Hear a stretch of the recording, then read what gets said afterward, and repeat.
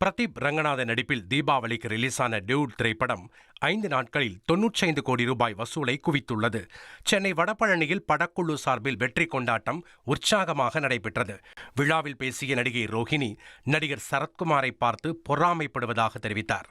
என்னை ரொம்ப பொறாமப்பட வச்சது சரத் சார் தான். நான் ஷூட்டிங்லேயே சொல்லுவேன், சார் உங்களுக்கெல்லாம் பரவாயில்ல சார், எங்களுக்கு ஒரு அம்மா கேரக்டர் கொடுத்துட்டு அப்படி நீங்கள் அழுதுகிட்டே இருங்கன்னு அனுப்பிச்சி விட்டுறாங்க. ஆனால் உங்களுக்கு பாருங்கள் எப்படி கேரக்டர்ஸ் வருதுன்னு பொறாமையோட இந்த ஷூட்டிங்கில் கலந்துக்கிட்டேன்.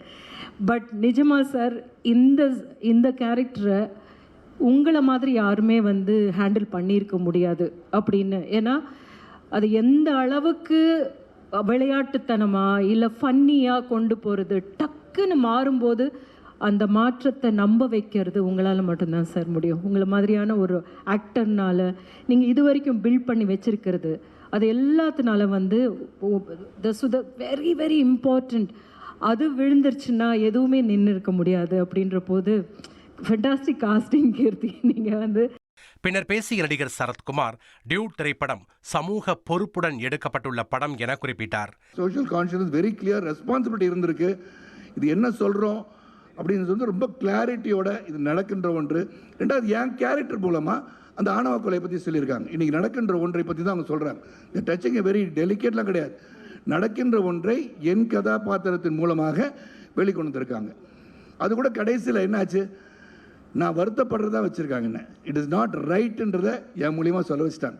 நான் எனக்கு ஒரு ரெஸ்பான்சிபிலிட்டி இருக்குன்றதை அவர் உணர்ந்து அவர் வச்சிருக்காரு.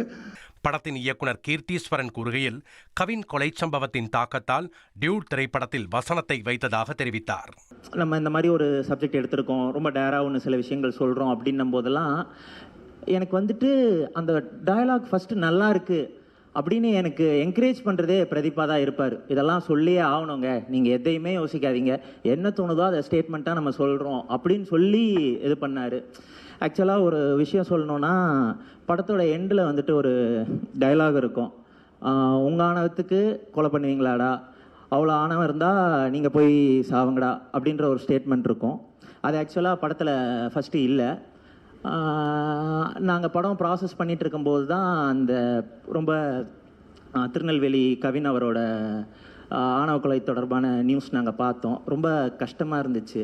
ஸோ அப்போ நம்ம ஏதாவது ஒன்று சொல்லணும் அப்படின்ட்டு எனக்கு ஃபஸ்ட்டு புஷ் கொடுத்தது அவர் தான். அதுக்கப்புறம் தான் அந்த டயலாக் நான் யோசிச்சுட்டு அதில் ஆட் பண்ணேன்.